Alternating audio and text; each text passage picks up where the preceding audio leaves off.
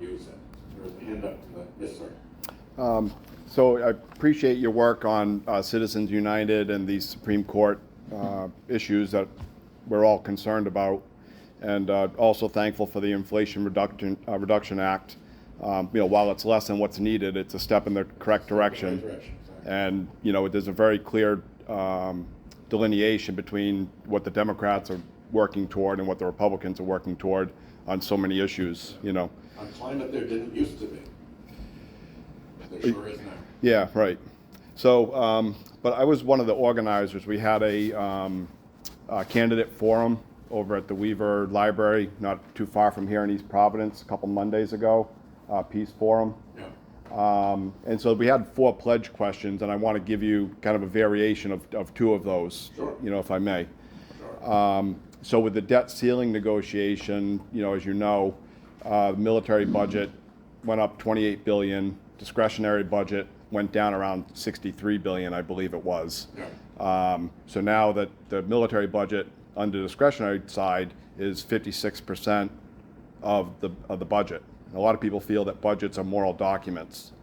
So I know that there's only so much you can do as one senator on negotiations such as that, but through the last 6 years for sure, you've voted for every military increase that has come forth, and every single amendment that just puts forward the idea of a reduction that really it's not even going to pass. So it's really just a kind of trying to make a moral statement. You've never voted for that reduction. So the one pledge is, in the future, will you vote for, or would you take up in the Senate the People Over Pentagon Act, which is sponsored by Barbara Lee and Mark Pocan in the House? So that's my first one. Yeah. And I can't answer that because I haven't seen the act, and I'll stand on my record on that, but with the whole office, that I get to help me research things. I don't do spontaneous pledges. I work through the office and try to get things right. Well, all right. I mean, you're a senator. You're a senator. You're very accomplished. I mean, nobody can argue against that. I mean, simple things you might easily get a pledge. But that's complicated stuff. Well, you voted from.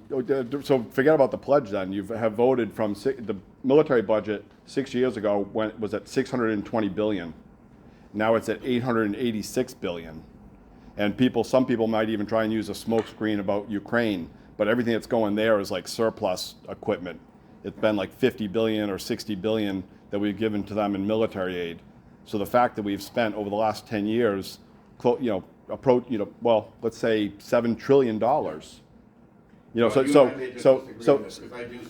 a strong military. I think it's essential for this country. I think we're not just a beacon. We also need to be able to act when we have to. There's pretty good episodes like World War II in which we saved the world by acting militarily. So. Russia. We disagree, but that's a historical thing. Russia. I think we'll just go in circles on that. All right. Well, so your pledge is that you will not pledge to reduce the military budget. Correct. And housing. I look at them one by one. Housing, climate, education will all suffer as this continues to go up.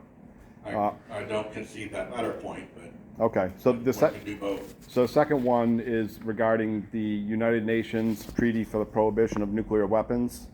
I'm sure you're aware that has come in to force, and it was originally adopted in 2019. It's come into force because enough nations have signed on to it in 2021. None of the nuclear states have. Yeah. It's not talking about, I'm sure you know, it's not talking about unilateral disarmament by any stretch, but I would like for you to consider to be a sponsor of that, to take that up. We've had recently with Putin threatening nuclear war with the last president, who could be president again for all we know, or who knows who the next belligerent American president will be, threaten nuclear war. Will you take that step to sponsor that and try and get us off this dangerous path that we're on? I'll tell you that we need to reduce our nuclear stockpile, that there's almost no circumstance in which using nuclear weapons is advantageous for humanity. It just is kind of an unimaginable threat.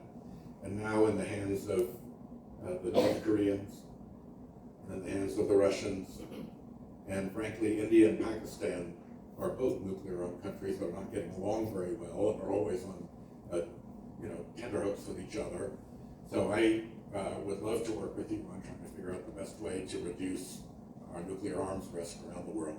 I think it's been overlooked, and I think the Putin invasion of Ukraine and the repeated threats that, I'm forgetting the name of the guy who was his interim president while he was ruling from the shadows. Yeah, Medvedev? Medvedev.